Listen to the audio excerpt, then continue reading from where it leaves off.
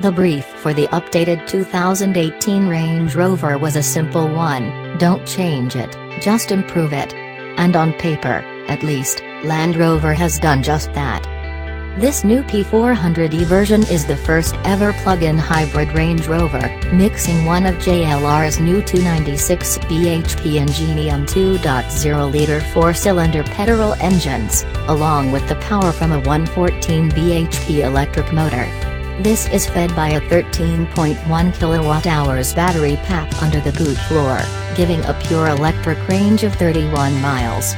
Land Rover claims 101 miles per gallon combined and CO2 emissions of 64 grams/km, while charging from a 32-amp wall box takes a little under 3 hours.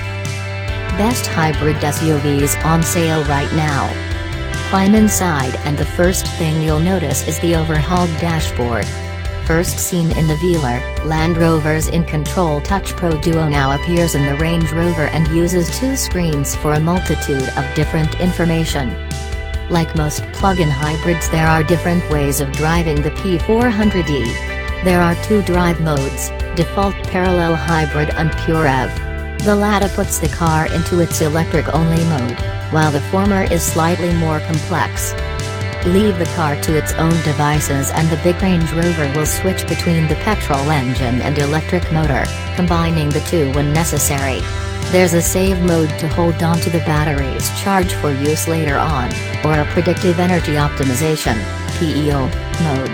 Enter a destination into the sat-nav and the car will use GPS data to best use the engine and electric motor to maximize fuel economy.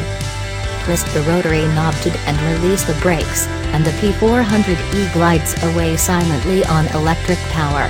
At slow speeds, the plug-in Range Rover is in its element with surprisingly quick responses and progressive brakes.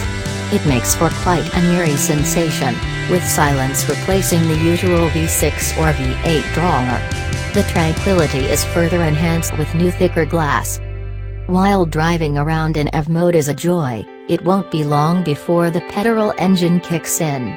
The engine and electric motor are very well integrated and the switch between combustion and battery power is almost seamless. But spot a gap in the traffic and there's an alarming pause before the engine kicks in.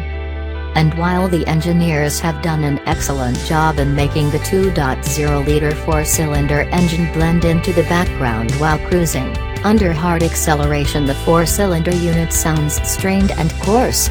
Once the engine and motor are finally working together, however, the P400e is quick and quiet.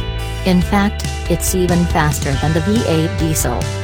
Land Rover says the P400e will return 101 miles per gallon on the combined cycle, but in reality that figure is highly ambitious.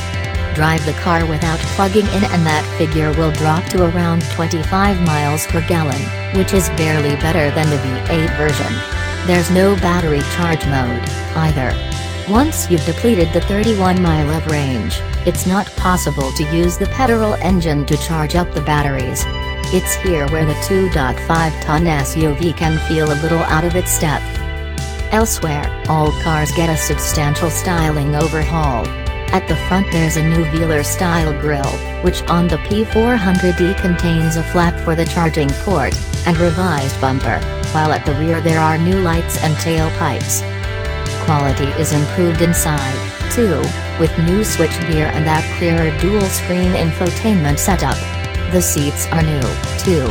They're wider and noticeably more supportive, making the Range Rover's trademark commanding driving position even more comfortable.